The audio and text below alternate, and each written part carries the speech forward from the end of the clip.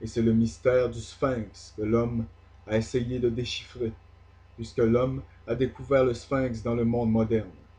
C'est simplement ceci, que l'homme n'est rien, mais un animal avec un cerveau, une intelligence. C'est pour nous le rappeler, mesdames et messieurs.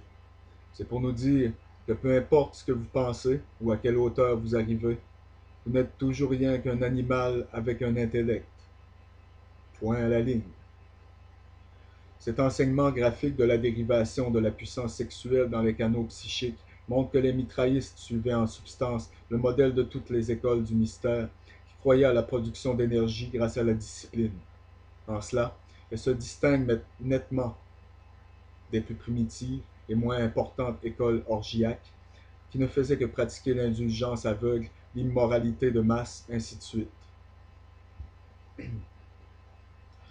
Le néophyte, dans cette initiation, buvait alors un peu de vin de la cymbale pour montrer qu'il se rendait compte que la cymbale était le moyen par lequel l'extase rituelle vient, ce qui le met en contact avec les puissances supérieures.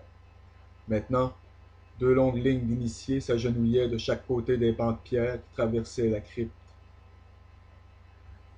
N'oubliez pas que George Bush père fut initié dans la crypte, le tombeau, à l'université Yale, et son garçon aussi d'ailleurs, dans ce qui est connu sous le nom Skull and Bones, la fiducie Russell, la fraternité de la mort.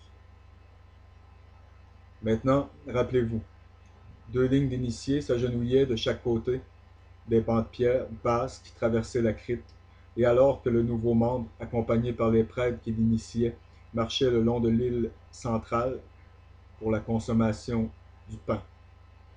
Un certain nombre de morceaux de pain sec étaient placés sur un tambour, semblable à celle qui était doucement frappée par un des prêtres. Le candidat mangeait un seul morceau, signifiant qu'il acceptait Mitra comme la source de sa nourriture.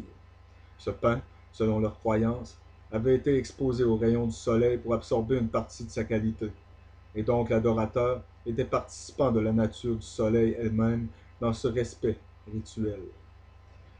Mais cela va plus loin que cela, mes amis, parce que le soleil est ce qui permet à toute vie d'exister sur cette planète, étant donné que la planète est en équilibre parfait, du fait qu'elle n'est ni trop chaude ni trop froide, et que la planète est inclinée sur son axe, créant des saisons qui permettent à l'alimentation d'être cultivée dans les latitudes plus au nord. Alors, si la Terre était stable sur un axe où une seule partie du monde serait toujours dans l'alignement direct avec le Soleil, alors ce serait trop chaud à l'équateur. Il y aurait une bande étroite dans les hémisphères nord et sud où les cultures pourraient être cultivées, et ce serait trop froid dans les hémisphères nord et sud. Alors, cette célébration rituelle avait un fait scientifique derrière elle, parce que le pain, en effet, venait du soleil. Et maintenant, l'initié apprenait le mot de passe du culte, qui était de s'identifier aux autres membres, et donc il se devait de se le répéter à lui-même fréquemment, afin de maintenir la pensée toujours dans son esprit. J'ai mangé du tambour et bu de la cymbale, et j'ai appris le secret de la religion. C'est la phrase sibylline qu'un écrivain des premiers chrétiens, Maternus, rapporte comme étant enseignée aux mitraillistes par un démon. La deuxième phase de l'initiation était appelée le secret, et pendant celle-ci, le candidat était amené dans un état d'extase dans lequel on lui faisait croire en quelque sorte qu'il avait réellement vu la statue du Dieu en fait doué de vie. Mes amis, il est peu probable qu'il y avait n'importe quelle méthode mécanique par laquelle cela était fait, car aucun appareil de ce type n'a été trouvé dans les temples de Mitra déterrés. Le candidat était amené à l'idole à qui il offrait une miche de pain et une tasse d'eau, et c'était pour signifier qu'il était un serviteur du Dieu, et qu'il était, en ce qui soutient ma vie, j'offre ma vie entière à votre service. Le grade de soldat peut montrer que l'art militaire était responsable d'une bonne partie de la puissance du culte de Mitra dans l'ancienne Perse. Il est certain, en tout cas, que ce degré intéressait beaucoup les guerriers romains qui ont formé une grande partie de la piétaille de la secte de l'Ouest au cours de son expansion. Un signe similaire à une croix signifiant le soleil, était fait sur le front de l'initié, qui était donc marqué comme étant la propriété de la divinité. Une couronne était placée devant lui, accrochée à la pointe d'une épée. Ce qu'il prenait et mettait de côté avec les mots « Mitra seul est ma couronne ». Et cela, mes amis, a lieu dans tous les mystères qu'il n'y ait jamais eu. Rappelez-vous quand le Christ est allé dans le désert pendant 40 jours et 40 nuits et fut tenté par Satan. Satan lui a offert la couronne de tout ou de la totalité des pays de la terre, si le Christ le suivait simplement. Et le Christ l'a rejeté. La même chose se passe dans l'école des mystères. Il était toujours offert à l'initié une couronne, parfois par le roi ou l'empereur lui-même.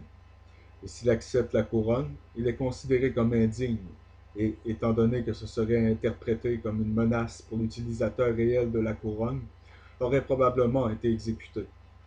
Il était considéré seulement digne s'il rejetait la couronne symbolique du souverain, de la gouvernance de la nation, ou des personnes, ou de la zone. La couronne perse, on s'en souvient, à partir de laquelle le modèle de toutes les couronnes actuelles sont finalement dérivés, est un disque solaire d'or avec un trou au centre pour la tête. Elle est dentelée sur les bords, représentant les rayons du soleil, tout comme celle portée par la Statue de la Liberté, et ses projections sont retournées, pour faire ce qui est encore comme une héraldique de l'Ouest, comme la couronne d'Orient. Vous pouvez également voir cette représentation comme le halo autour de l'arc chrétien. Maintenant, le candidat devait faire ses preuves dans un simulacre de combat avec des soldats et des animaux dans un certain nombre de grottes.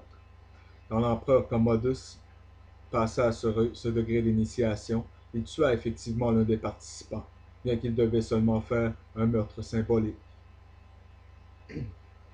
Passé par le degré de soldat, Mitra était admissible, après un laps de temps, à être promu au grade de lion. Il était amené de nouveau à la caverne et du miel était étalé sur son front par opposition à l'eau qui avait été utilisée dans son acceptation dans le premier degré, son baptême. Le degré du lion était pris que par ceux qui avaient décidé de se consacrer entièrement au culte et qui seraient désormais sans échange avec le monde ordinaire. Le lion était alors une sorte de prêtre, mais un peu plus un moine. Il était formé dans les rites du culte et lui était dit certains secrets.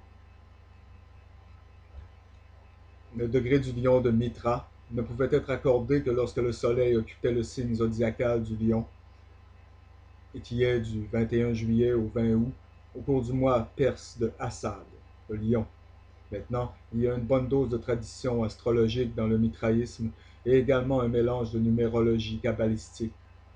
La branche grecque des mitraïstes, par exemple, calculait que l'équivalent numérique du nom orthographié par eux Mitrus était 365 et correspondait donc au jour de l'année solaire.